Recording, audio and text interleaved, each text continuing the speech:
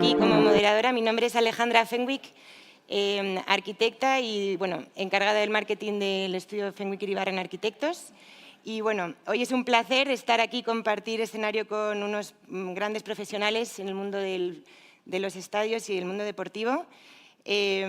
Algunos los conozco un poquito más, pero bueno, también traemos un invitado muy especial. Y nada, me gustaría, a ver, es como...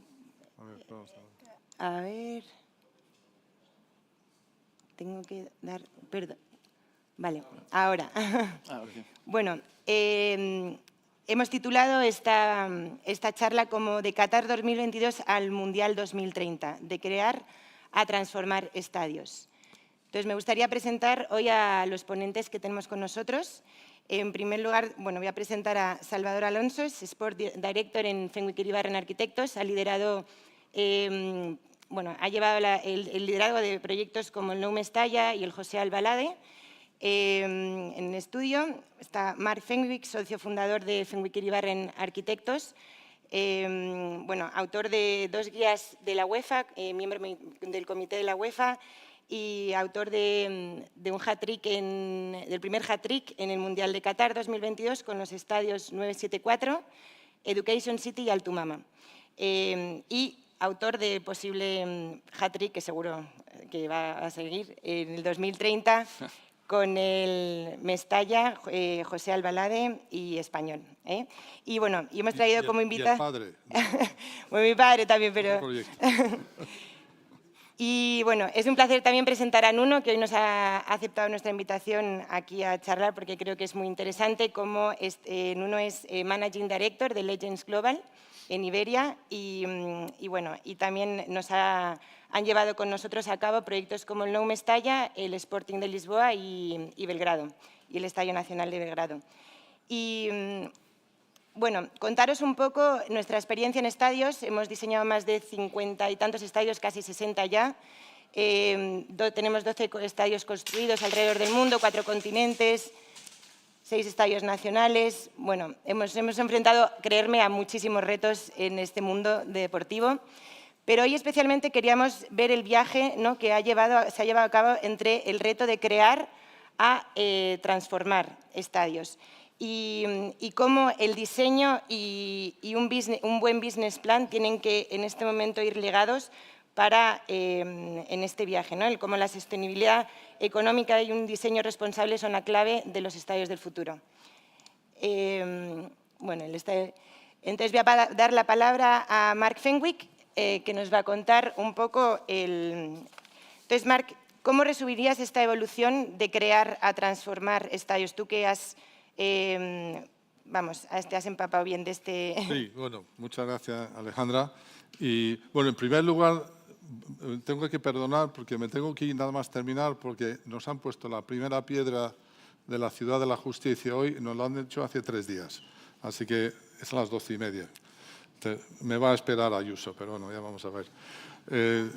Entonces, no, muy bien. Entonces, es curioso que lo que hemos hablado en el estudio cuando pusimos la idea de este proyecto, cuando llegamos a Qatar hace en el 2008 por ahí, la verdad es que no había nada. Era una especie de tema de los estadios, no había ninguno.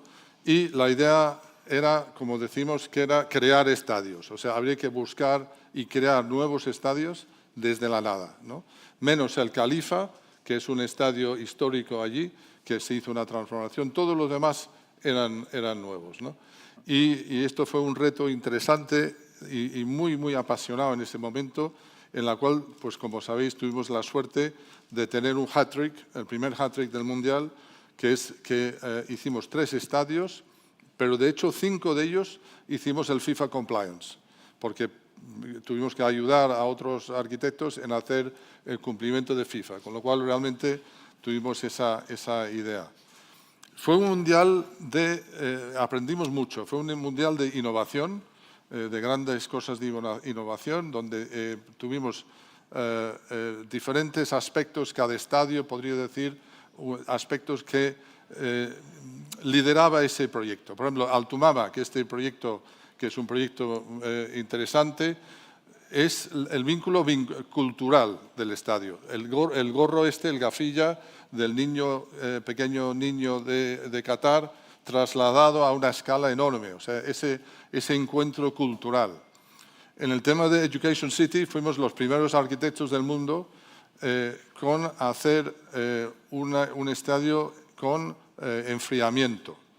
Y ese concepto de enfriamiento luego lo llevamos a la Altumama también, con Gilson Morán, que está aquí también, apoyándonos en el tema de enfriar un estadio y poder tener un estadio bastante climatizado y tener, digamos, un estadio realmente teniendo 48 grados fuera, 26 grados dentro, que era algo nunca visto, ¿no? Entonces, esa parte de ella tal. Y finalmente el legado que hicimos en el 974 fue pensar que el estadio no tenía que estar ahí.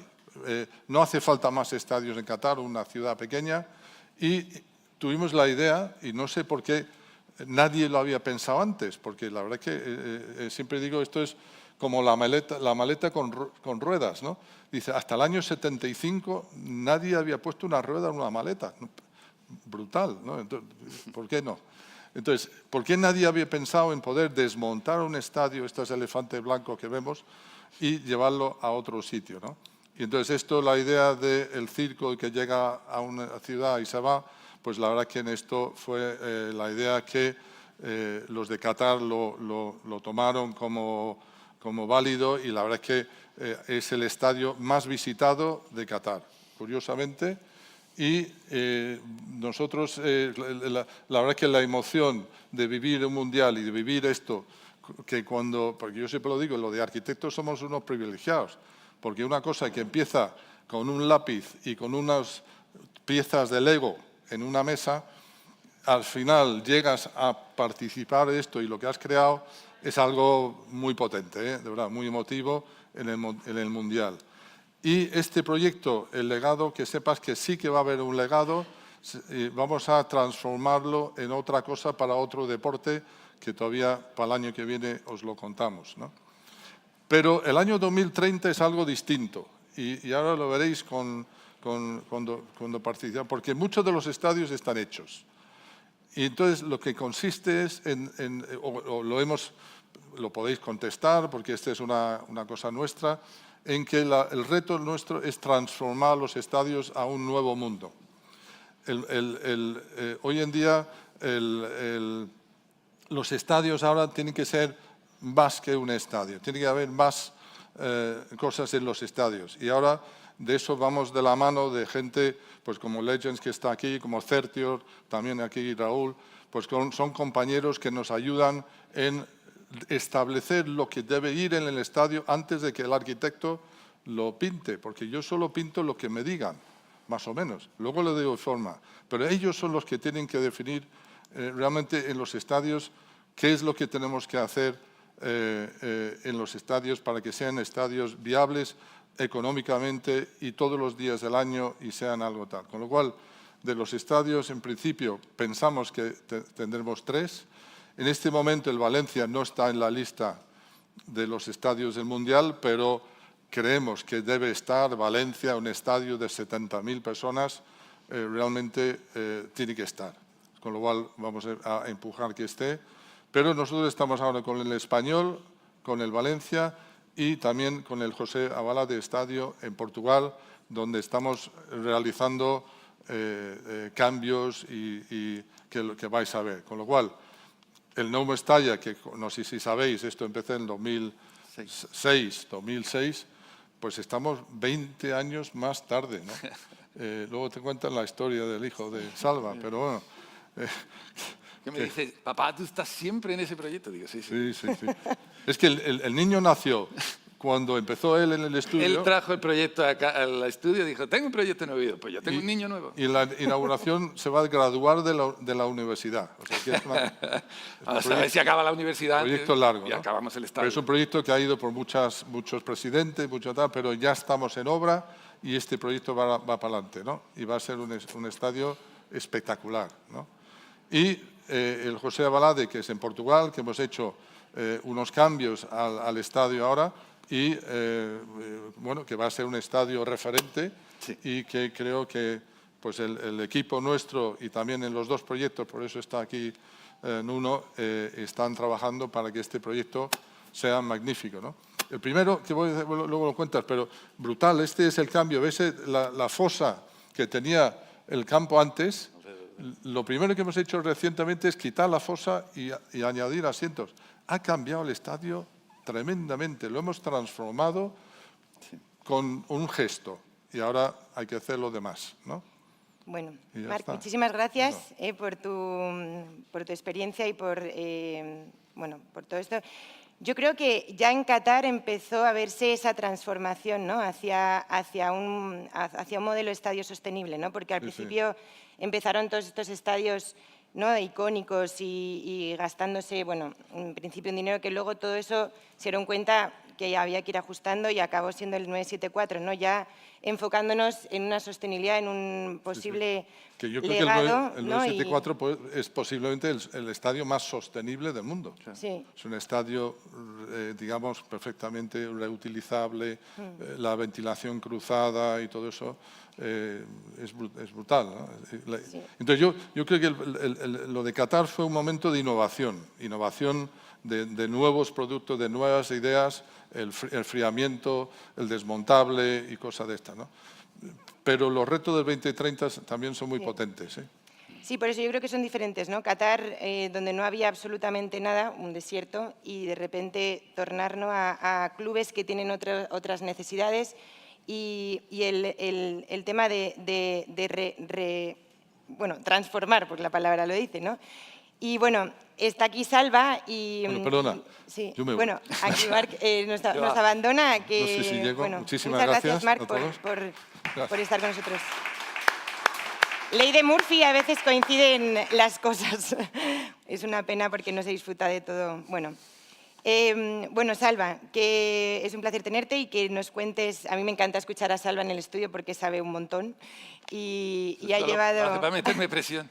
Liderado estos dos grandes proyectos y bueno, de la mano también de Legends, quiero que nos cuentes cómo habéis, bueno, qué implica para ti transformar los estadios, ¿no? Cómo habéis introducido nuevas necesidades para transformar. Pues mira, ¿cuánto tiempo tenemos? No, lo digo porque podemos hablar durante horas de cómo afrontar la transformación de un estadio, ¿vale? Entonces, normalmente siempre que empezamos un proyecto y con toda la gente que ha trabajado con nosotros, siempre empezamos por aquí. Cuando hablamos con un cliente sobre qué tenemos que hacer para saber lo que queremos, siempre hay tres estadios. Siempre empezamos por el estadio que alguien quiere, ¿vale? Que yo quiero un estadio que sea final de la Champions, lo que arranque, que el techo se mueva, que poder hacer muchos conciertos, fenomenal. A la vez está el estadio que alguien necesita, o sea, que ellos necesitan, que es un business plan que funcione, sacarle rendimiento económico, tener todo el tema de gestión para que esos conciertos que tú quieres funcionen, o sea, el tema logístico, ¿vale? Almacenes, accesos para camiones. Eso es un segundo estadio que puede ser muy diferente del primero. Y luego está el estadio que se puede pagar, que, de nuevo, es un estadio completamente diferente del segundo y del primero, ¿vale? Entonces, ese balance entre los tres estadios normalmente es lo que termina saliendo en un proyecto. En el caso de un estadio que ya está construido, hay un input más, que es partimos de una base que ya está construida. Y eso implica cambios. En el caso del Valencia había nuevos objetivos porque había un nuevo cliente, un nuevo presidente. Entonces, el primero era la sostenibilidad. Tenía que ser un estadio muy sostenible. Entonces, ahí pues, se hizo un rediseño completo del estadio en el sentido de eliminar la huella de carbono. Se le quitaron 4.500 toneladas de acero a la estructura, reconfigurando completamente la cubierta. Se quitaron 70.000 metros cuadrados de aluminio, 4.000 metros de acero, y eso quedó un estadio que era limpio de toda la grasa.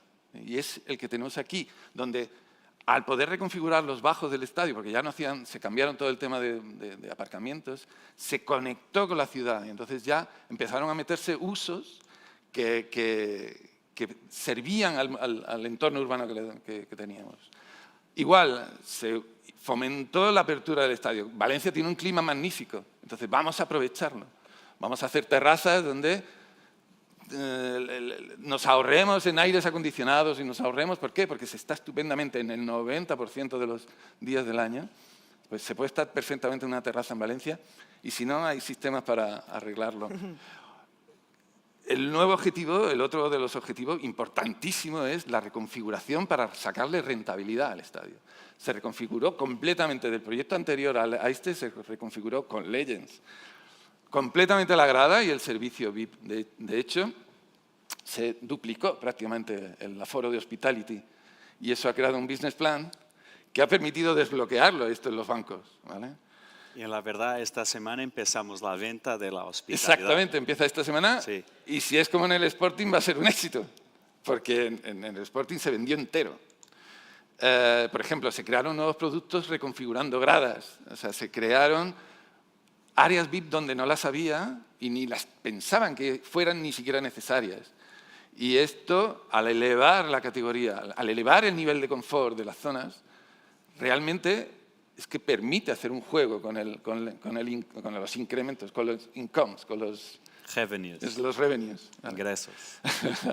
Y luego, igualmente, tenemos que crear la ceremonia de ir al estadio. O sea, los estadios ya no pueden ser sitios donde voy a ver un partido y me voy. No, hay que luchar contra la televisión. Y entonces hay que crear eso que se llama ahora tanto de la experiencia inmersiva, ¿vale? La digitalización del estadio y la creación de experiencias donde tú te sientes partícipe de esa ceremonia, de ir 1 hora y media antes al estadio y sentirte parte de una comunidad. Es absolutamente fundamental. ¿Podrías ponernos, Alba, perdona, algún ejemplo, no es que yo lo veo, pero de estas experiencias? O sea, a ver, claro. ¿qué viste de...? Pues mira, todos los estadios, vuelvo a lo de antes, todos los estadios crean una fanzone, ¿vale? Pero todos los estadios tienen pantallas, todos los estadios tienen pues un photocall, todos los estadios tienen lo que es tan sencillo como conectarlo todo, que aparezca en tu móvil. O sea, si tú tienes un photocall, tienes una zona de pantallas, que lo que esté pasando en el estadio lo reciba todo el mundo, ¿entiendes? O sea, es eso veíamos hace poco el vídeo de una aficionada, ¿no? de una en Instagram y contaba todo el recorrido, ¿no? Que claro. Desde que llegas al estadio hasta el partido y cómo ella vivía todo ese momento. Claro, el Sporting, por ejemplo, está obsesionado con crear un nuevo sitio en la ciudad. El estadio en sí no es especialmente interesante hasta ahora, pero le van a dar una revolución de tal manera que es que debe ser interesante, instagrameable, áreas de selfie, que lo llaman así directamente. Yo quiero que aquí la gente se haga un selfie y lo cuelgue en Internet. ¿Por qué? Porque esa red que se crea la necesidad de ir allí. Porque si no te quedas en tu casa viéndola en tu pantalla de 65 pulgadas, que se ve con las repeticiones estupendamente, ¿vale? Entonces, no. Tú tienes que crear un espectáculo en el que te quieras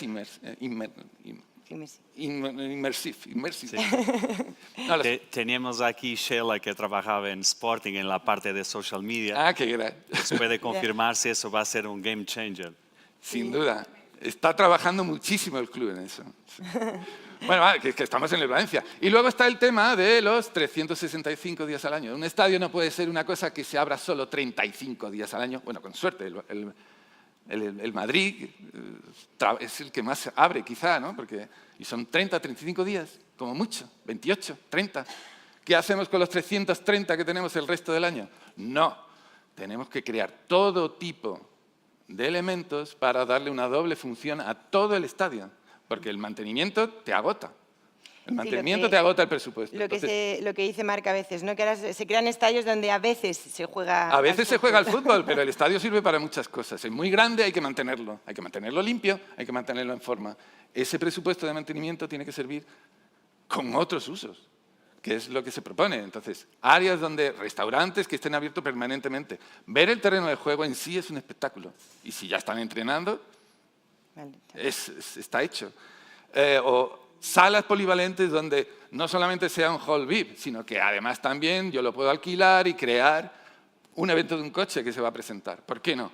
Todos los clubs tienen a automóviles como patrocinadores. Que se hagan dentro del estadio. ¿Vale? Seguimos. ¿Me estoy pasando de tiempo? Un poquito. Un poquito. No pasa Bueno, nada. vayamos a José Albalade. Este tiene el problema, además de que con los tres que hemos hablado, además es lo que puede hacerse, porque hay que hacerlo, el estadio sigue vivo con el club todavía en marcha, entonces hay que hacerlo de verano en verano. ¿Vale? Entonces, José Albalade tenía muchos problemas, pero se le está dando una vuelta. Esto es lo que decíamos de la desconexión que provocaba el foso alrededor del terreno. Se ha cambiado, se ha creado nuevos elementos VIP, se ha creado... En 2 meses y medio pudimos bajar 1,5 metros del terreno de juego, crear la nueva grada, soportar y crear las nuevas áreas VIP. Se ha logrado y el plus de confort subió un 100% respecto a lo que había. Y entonces... Esto está siendo un éxito y se ha vendido entero. Y entonces, esto crea un diferente business plan. O sea, con lo que yo gano en esta temporada me permite pagar la obra e invertir para el verano que viene. Entonces, por etapas se hace un plan de obras y negocio que permite pues, que sea un éxito. Y luego, pues el museo, en fin. Ya está. Bueno, muchas gracias, Salva. Y ahora viene el tercer reto, que es el reto de poner en marcha, ¿no? De gestionar, y por eso hemos traído aquí a Nuno para que nos cuente un poquito más. Nuno, cuéntanos cómo integráis este business plan y cómo ayuda el business plan a levantar estadios y proyectos y a transformar y a que sean sostenibles en el tiempo, ¿no? Este tipo de estadios. Bueno. Efectivamente, Alejandra, gracias. Y ha sido un placer, claro, colaborar con FIA. Son unos cracks. Winning formula, trabajando sí, juntos, es muy importante porque efectivamente la sustentabilidad económica es un punto clave. Desde Legends creemos que un estadio, el desarrollo de un estadio empieza con un business model, con el mercado y no con el diseño primero. Entonces, antes de hacer el diseño del estadio, es muy importante consultar el mercado, los aficionados, las empresas, la comunidad. ¿Qué quieren ellos? ¿Qué necesitan? ¿Cuánto están dispuestos a pagar por ello? Ahí debe empezar el plan cuando se va a construir un nuevo estadio. En ese sentido, Legends, claro, tiene trabajado con muchos clubes en Europa, más de 30, y incluso más de la mitad de los clubes de la Liga, y proyectos increíbles con FIA, como Valencia, Sporting y ahora también Belgrado. Y muy importante es que se entienda cuál es la demanda del mercado, pero no solo lo que los aficionados quieren, pero también la gente que no estaba comprando, que podremos ofrecer para que también se tornen nuevos clientes. Entonces, mejores asientos, experiencias VIP, fan zones, como hablaba Marc y Salva, o áreas más familiares, son cosas que van a ser planeadas para que se consiga incrementar los ingresos. Con esos datos de mercado que el equipo de Legends estudia, desarrollamos modelos financieros muy detallados que muestran cómo un estadio va a generar ingresos no solo en match days, pero especialmente todos los días del año, porque es ahí que los clubes van a generar más revenues. Y sí, y decir que trabajamos mano a mano con FIA para traducir esta demanda de mercado en un diseño de estadio que sea funcional, no solo bonito, pero funcional, rentable, sostenible, y donde la comunidad local, el club, van a utilizar mucho. El Nu Mestalla es un ejemplo fenomenal y claro, en Sporting también va a ser increíble para la comunidad de Lisboa. Aquí los ejemplos de los 3 proyectos que estamos trabajando en conjunto. Entonces, nos hacemos el estudio, diseñamos el business model y FIA, claro, después Claro, es clave, diseña ¿no? todo el Nuno y estadio. Salva, como que el diseño y el business plan ahora vayan de la mano. Claro, es ¿no? fundamental. O sea, creo que ellos son un apoyo para nosotros y No, es que es una sinergia absoluta. O sea, tú tienes que, en ambos casos, el José Albalade y el nuevo Mestalla, son casos donde un business plan bien integrado y bien colocado ha desbloqueado el proyecto. ¿Por qué? Porque en el caso del Mestalla, los bancos no se creían nada hasta que apareció un business plan que lo pudo desarrollar. Y entonces el proyecto se hace realidad. Y en el caso del José Albalade, hasta que el club no se convenció de que año por año, ganaba el dinero suficiente para poder desbloquear la obra del año anterior, no se arrancó la obra. Entonces tú puedes tener ideas preciosas, puedes diseñar como los dioses, pero si no tienes un apoyo financiero que te lo desbloquee, no existe proyecto. En ese caso son sinergias que con los desarrolladores de planes de negocio tienen que estar integrados. Entonces, tiene que ser lo mismo. Sí, y que no sean simplemente estadios para un gran evento. Claro. Por ejemplo, Nuno, a mí siempre me provoca mucha curiosidad cómo conseguís que un cliente deje de ver una reforma de un estadio como un gasto y lo considere como una inversión. O sea, ese salto, o sea, porque muchas veces te encuentras con clientes que dicen, no, eso es muy caro, no tengo dinero para... Claro, es un reto, pero de ahí la importancia de hacer el estudio del mercado, Claro. hablar con los aficionados, hablar con las empresas de la región, hablar con la comunidad, entender lo que buscan, lo que necesitan y, claro, cuánto van a pagar, cuánto están disponibles para pagar por una experiencia mejor, un asiento mejor, Claro. algo VIP. Y, como tú comentabas, la programación de contenido en un estadio todos los días del año. No solo match day, pero los conciertos, eventos, cosas culturales. Es muy, muy importante para la sostenibilidad de los estadios. Pero, como se comentaba aquí, hay un cambio muy grande desde Qatar hasta el Mundial 2030. Yo he tenido la suerte de estar involucrado en el proyecto de la candidatura desde el principio y vos puedo asegurar que la sustentabilidad ha sido uno de los pilares más importantes desde el principio, que la gente se propone a transformar y a renovar estadios y no simplemente a construir algo que no es necesario para la gente después del evento. Claro, porque realmente cuando hablamos de sostenibilidad a la gente le viene lo verde a la cabeza, ¿no? Pero realmente se habla de una sostenibilidad económica, ¿no? Claro. Que es un poco lo que también es muy importante para que todos estos estadios no acaben siendo, pues eso, acaben siendo elefantes blancos en el caso de Qatar o que no estén vivos durante el año, ¿no? Claro, ¿no? Y el trabajo con el club es importantísimo. Normalmente creo que casi todos los proyectos del 2030 tienen un club poderoso en ellos. No hay estadios sin club. Bueno, un poco la Cartuja, pero la Cartuja de estos años justo tiene por fin clubs. Entonces, el trabajo mano a mano con el club también es una doble personalización del proyecto, porque no solamente tienes que conseguir cuadrar los usos con el coste, sino también cuadrar la filosofía del club, que no siempre es la misma. Claro. Y el club también entender si su estadio está bien para una renovación o si no es posible renovar ese estadio y hay la necesidad de ir al otro lado, construir algo nuevo. Pero todo está firmado en un business plan que les va a decir si es sostenible financieramente o no. Bueno, ya estamos acercándonos al final. Me gustaría haceros una breve pregunta que me respondáis así. ¿Con qué palabras definiríais qué es lo más importante para que los estadios trasciendan en el tiempo, ¿no? Como que perduren y que realmente después del Mundial del 2030 estos estadios sigan siendo un éxito, no solo para el Mundial, sino durante todo el año para esos clubes? Así lo que os venga a la cabeza. Solo.